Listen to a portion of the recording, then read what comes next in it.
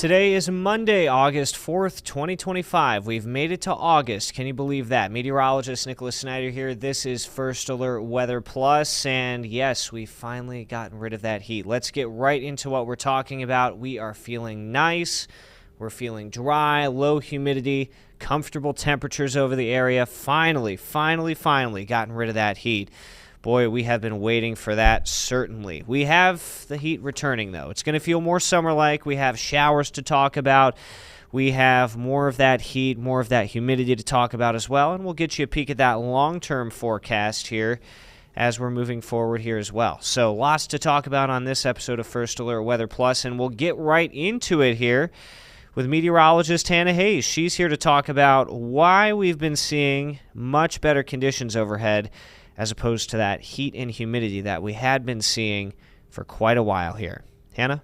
Well, thankfully, we are finally over the extreme heat that lasted for several days across the region last week. The heat dome brought us the higher temperatures, higher humidity, and really little to no relief at any point of the day or the night.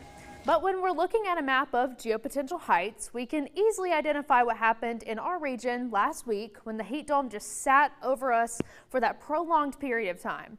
Let's first talk about what a heat dome is. The heat dome is an area of high atmospheric pressure that traps hot air underneath it.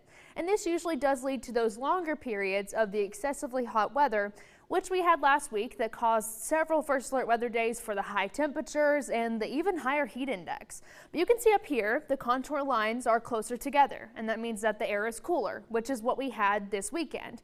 But when we get the lines that are farther apart, like what you see further down towards the south, that is a greater separation in the contour lines, which means the air is warmer. So when the heat dome sat over our region last week, it looked more like this, with the warmer air sitting on top of the viewing area and for many others across the Northeast as well. So the heat dome basically trapped the hot air over our region, and that's why we had just so many days worth of the unbearable temperatures.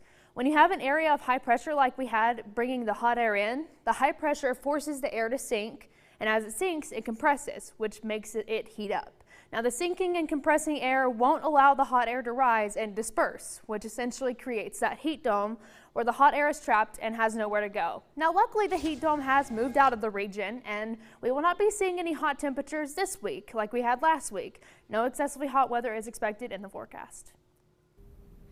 Yeah, really good stuff there, Hannah. Yes, the weather is finally feeling better, but you saw in that animation that heat dome will eventually be returning to the area, unfortunately, and we'll get you in kind of information as to why. Here's our current pattern right now. You're seeing a somewhat cooler setup here, and I'll annotate this for you right now. We have this warm air protrusion into Alaska, meaning some of the cooler air is kind of filtering down into the lower 48. Now, much of the southwestern United States in quite a bit of a heat dome right now, but we're seeing this little dip in our upper atmosphere, allowing some of the cooler conditions that we saw up into, let's say, Greenland and Iceland and the North Atlantic to really filter on down into our area, especially this past weekend. And so that's what we're seeing right now, much better conditions overhead.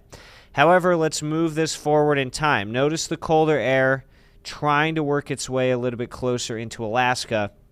And that polar vortex, the cooler air over the poles, meanwhile, really still staying up here in the poles. So yeah, the cooler air is really going to have trouble just moving its way further back down as that heat works its way back into the area. So we are going to be seeing the heat, the humidity eventually return to the region, which is something, of course, not a whole lot of us are really looking forward to seeing. This is through Wednesday, though. At least the pattern in the short term not really looking too bad, but you'll see on Wednesday how that really just sets up some warmer conditions. But through Wednesday, again, those temperatures not too bad. This is tomorrow. We're still into the lower and middle 80s here. Wednesday, a little bit warmer, back into the mid-80s for some of us. Now, we will have the chance of rain to talk about on Wednesday, and we'll get to that in a second. But that chance of rain is going to keep us a little bit on the cooler side of things compared to, let's say, if we didn't see that chance of rain. Meanwhile, at humidity, again, these are comfortable dew points here. When you get these dew points in the 60s, like we're seeing right here, Huntington 60, Charleston 61, really, really looking good. But by the time we head to, let's say, Tuesday evening into Wednesday, notice how those dew points creep back up. We're at 70 in Paintsville. 70 is a pretty tropical number. You don't like to see that. That means a lot of humidity. Back into the upper 60s for a lot of us in the lowlands here too. So name of the game here is we are going to be seeing more of those tropical dew points returning to the area. Tropical feels like temperatures as well. And so the feeling there is not going to be all that great by the middle of the week. But we still have plenty of stuff going on this week as far as events are concerned. And our chief meteorologist, Tony Cavalier, he has much more on what we can expect as far as county fairs right here. A busy night on the Midway at the Carter County Fair. The hills of the Little Sandy flanked by carnival rides and tents. No shortage of good eaters in these Kentucky hollows. In the squared circle, a night of big-time wrestling as the FTC Federation was in town for a championship card. First match, Edgar the Bull Craven from Columbus body slammed and pile drove Jordan the Mauled Carlisle into a pin. The partisan crowd shouting their disapproval to this invader from the north. The Bull reciprocating to his Kentucky hosts. I'm from Ohio, a beautiful, lovely state full of great, wonderful people, unlike Kentucky. The people here in Carter County are the greatest people on earth. For the women, the powerful ladies of wrestling featured a heavyweight match between two contenders. Local talent Sarah Bubbas handing the leather-clad Ari Alexander from Cincinnati an upset she won't soon forget. The fair queens on the popularity of women inside the ropes. I think that it was 100 times more entertaining than men wrestling. I think so too. I think it was pretty awesome to watch. Now there's nothing more all-American than a summer night of demolition derby under the lights.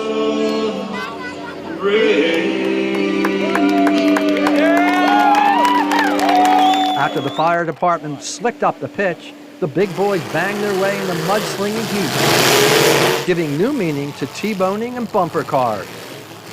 For the Coons, the derby is a family affair. What do we love? The mudslinging. Mudslinging and what? The cars breaking apart. Cars breaking apart and all the noise, right? Yeah. A ride through the fairgrounds capped off a fun night at the Carter County Fair. In West Virginia this week, the big stop is the Mason County Fair, just north of the Armory on Route 2. And then there's the granddaddy of them all, the Sauter County Fair in Ohio. It dates back to the 1800s when Old Hickory, Andrew Jackson, was president. Here's a look at my last trip to the Sauter County Fair in Lucasville a few years ago.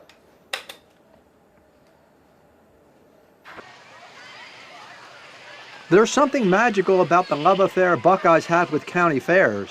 Here in Lucasville, it's a tradition fostered way back in the 1820s. No wonder one of America's top county fairs draws tens of thousands every year. They come to test their grit on the carnival ride. From a ground-level carousel for the young to death-defying flights for the daredevils. Careful not to eat too much before challenging Newton's laws of motion.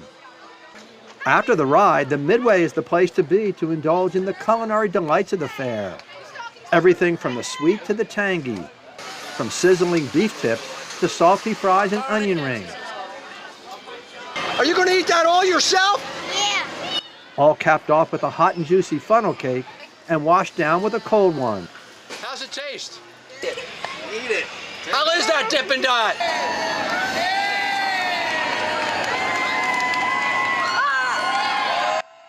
In the grandstand area, Buckeyes love their motorsports. These days, Woody's old 3 yards in a cloud of dust replaced by mud-slinging autocross cars. What it is, autocross is cars doing a go-round and they make jumps like motocross. It is, it's a blast. You gotta watch, hope and root for them to make this big jump in the middle. I love it. My ex-father-in-law was just in it. Hey, it's been a blast. Thrilling, it's great, I love it. Any mud up here? Oh, lots of mud.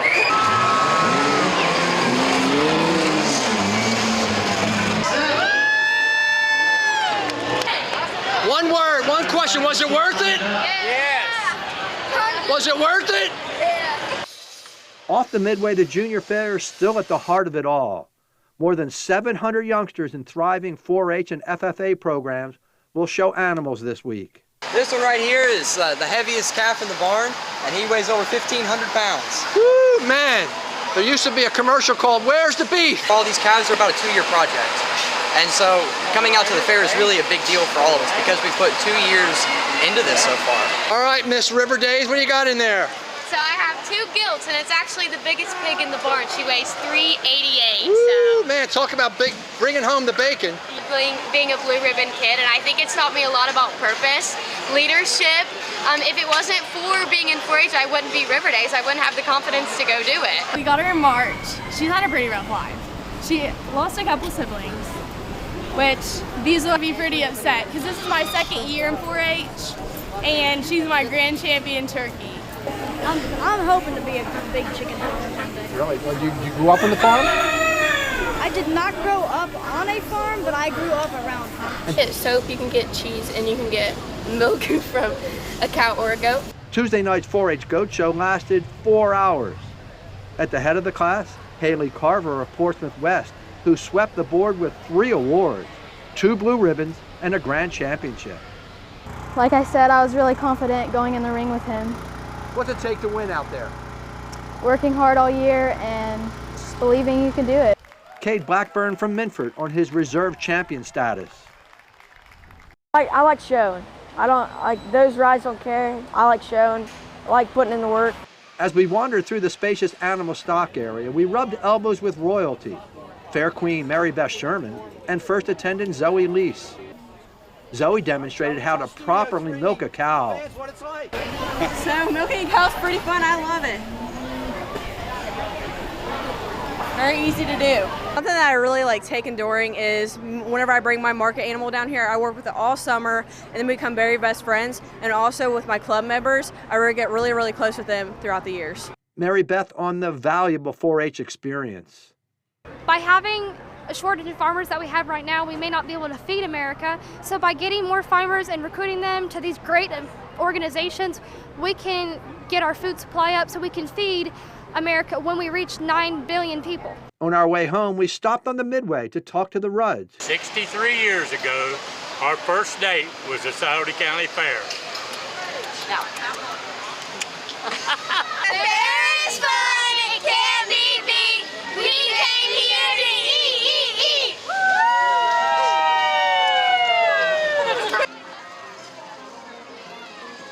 Tomorrow's forecast not looking too bad here. We're seeing southeast winds at 5 to 10 miles an hour. Much of the lowland should be dry, and much of southern Ohio seeing lower and middle 80s. So another comfortable day for most of us during your day tomorrow. Eastern Kentucky, same deal.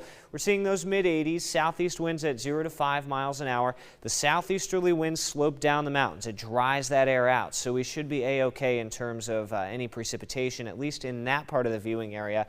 Now, along and south and east of Corridor G, from Madison through Logan all the way down toward Williamson, you could see an isolated shower or sprinkle trying to develop on it. Not expecting anything too bad here, though. Most of us, again, in southern West Virginia were dry. Lower and middle 80s expected. Eastern and central West Virginia, this is probably our best chance of seeing an isolated shower. And you can see that reflected in the temperature here. 73 degrees in Summersville. That's where that rain-cooled air will set up. Meanwhile, we're seeing the mid-80s across much of the region at 83 in Charleston and at 84 in Huntington. By the way, the Mason County, West Virginia Fair, one of those county fairs that Tony just spotlighted going on at Point Pleasant, that forecast not looking too bad for your day tomorrow. We will be seeing those temperatures, again, steadily into the mid-80s. We will see mostly cloudy conditions thanks to, again, the moisture coming over the mountains with that weak little system trying to move its way on through. But overall, most of us, at least in the lowlands, again, dry. So that Mason County Fair not looking too bad here in terms of activities outside or anything you want to do. So one of those county fairs to hit tomorrow, definitely the Mason County Fair. And that Mason County Fair going on through this week. The Scioto County Fair going on all week this week as well. And we've got that Lewis County, Kentucky Fair going on. Lots of county fairs going on, and the weather couldn't be more perfect, at least the earlier part. And the next part of the week is where things get a little iffy, and that is because of our next system that will be headed our way. It is this area of low pressure, the counterclockwise swirl you're seeing right here on our water vapor satellite, and there is quite a bit more humidity and moisture that this system is really tapping into further to the south. As you'll see here, you can point out the stronger humidity, the more moisture that's in the atmosphere pulling into this area of low pressure. Our high pressure, meanwhile, keeping us dry for the time being. So we haven't seen a whole lot of shower activity just yet, but that shower activity certainly will be heading our way with this next area of low pressure that is headed our way. It is a slow mover, though. It's going to take its time getting here. But the energy associated with that disturbance, again, will make it here by the end of the week. I do want to show you kind of what we're watching here. We call this an inverted trough. Notice how the winds kind of wiggle like that. That's going to be enough forcing to really force a lot of the moisture up into showers that we could see as we head a little bit later on into the week, especially toward the middle of that week. That's what is headed our way. And you can really see this system as you look at the winds high up in the sky. There's the wiggle in the lines right there. That's the system. And again, you get this counterclockwise spin in our atmosphere because of that. The winds are kind of going this way, like so, within that system. And so when the winds do that, you're forcing that air up. You're forcing the humidity up into showers and storms due to dynamics in the atmosphere. So that system makes its way closer and closer by Tuesday and Wednesday and continues to really impact us through the end of the week, though we get a little bit more relief headed our way toward the end of the week. And meanwhile, a dome of high pressure, that heat dome that Hannah was mentioning, sets up to the south and west, and that slowly but surely makes its way a little bit closer to us. This, the American model, showing you this as well. The model we just looked at is the European model. Now, the American model is a bit more amplified on this, and again, we typically like to skew toward the European model here just because of latest verification has shown us that the Euro has been performing a little bit better so far. But there's our trough right there, and again, we get that upward motion downwind of that. So in this general area where we will see rain. The precipitation reflected in this as shown, again back to the European model, shows rain moving in toward the middle of the day on Wednesday, kind of on Thursday working its way further out. By the way, on Tuesday there is also a chance, like I mentioned earlier here, that we could see an isolated shower or storm pop up in the coal fields here. With southeasterly wind, the lowland should be dry. So if you do plan on going to that Mason County Fair, like I mentioned earlier, tomorrow, should not be too bad. That's the European model. Again, it forces the precipitation a little bit overhead. It's not quite nearly as amped as what the American model is showing. Let's go to the American model. It's a bit more amped, meaning our precipitation is going to be a little bit further back to the west here, out toward Maysville, the Cincinnati area. So better chances of seeing rain there, according to the American model. I like what the European model is putting out. It's been doing better than the American model as of late, so we are going to skew toward the European model here, in which case we are likely to see our best rain chances come through on Wednesday into Thursday, and things kind of scatter out as we head into Friday, though we could see even more precipitation chances as we head into, let's say, the weekend and the beginning of next week. Let's talk about temperatures. Those temperatures will feel nice, at least for the time being. Now, when you add rain to the equation, temperatures should be a little bit on the cooler side, and that's certainly what we're seeing tomorrow and on Wednesday especially. The European model only putting out a high of 74. Now, I don't think it's going to be quite as comfortable as 74. I think we get back into the 80s, but notice the slow increase from the 70s to the mid-80s once we head into Friday. And the European model's onto something here, so is the American model. You'll see temperatures really on the increase on the American model. I think the temperatures on the American model are a bit more realistic and doable. 89 by Wednesday, according to that. And on Thursday, we're nearing 90. We should be back to near that 90-degree mark as we head into the weekend, and that is going to make things feel a little bit more uncomfortable. You add humidity to that, too, which is definitely going to be a possibility. Look, by Saturday and Sunday, we're back into the tropical meter on the Muggy meter. Not quite to the oppressive level we were at really last week and the week before that, but certainly tropical feeling out there as we head into the weekend, which is, of course, not the most ideal thing as you're off and about here. Long-term forecast. I showed you this map earlier right here, but we'll continue to watch it. Again, a lot of that colder air just remains bottled up to the north. So we will see that return of the heat. Notice how the colder air filters back down here toward Alaska. That's that positive eastern Pacific oscillation right here. So a lot of the warmer air just continues to filter into the lower 48 here, making it feel uncomfortably hot once again. We do look to see another heat dome just building across much of the United States as we head into the beginning of next week. Not the most ideal feeling, for sure, all around the region. Closer look shows, again, that heat dome rebuilding heading into next week and beyond, and the Climate Prediction Center agreeing with that. We are back into the much above average territory here. Much of the lower Great Lakes also in that territory. In fact, the only place that looks below average is over by Yellowstone and Glacier National Park up in Montana, portions of Wyoming and eastern Idaho. So, yeah, if you're looking for heat relief, you're not going to find it here, at least in the long-term forecast. August does appear to be back to more of that August feeling here. As far as precipitation goes, looking above average, as has been the case for pretty much the entire summer. So yes, we are going to continue to see more rain chances, at least over the next 6 to 10 days. Super 7-day forecast time. We are looking at, again, lots more chances of rain here and lots more chances of heat working its way back in. I'll make this full so you can see the full forecast. We're spotlighting Wednesday, and I showed you this earlier. That chance of that shower is going to be prevalent over much of the region here. And we're also tracking the development, too, of more rain chances and more mugginess as we head into Saturday, where we're back into that tropical feeling. And yes, those highs do return to the 90s. Not the most ideal feeling, certainly, over the entire viewing area. So do be prepared for more of that humidity to work its way back into the area. This is First Alert Weather Plus. We air every Monday at 6:45 to 7 p.m. local time. We give you the latest on what you need to know in terms of that forecast and keep you up to date with the latest information. Get a little technical for you and spotlight local events around the area. We are on every streaming platform that WSAZ offers, whether it be Roku, whether it be the WSAZ News app, WSAZ.com. Anywhere you can stream WSAZ, you will find us. We're also on YouTube. Check us out, First Alert Weather Plus. We launched that channel last week. Continue to give us a like and subscribe to that. We're also going to start producing some original content for that channel, too, that you won't find anywhere else. So be sure to subscribe for that.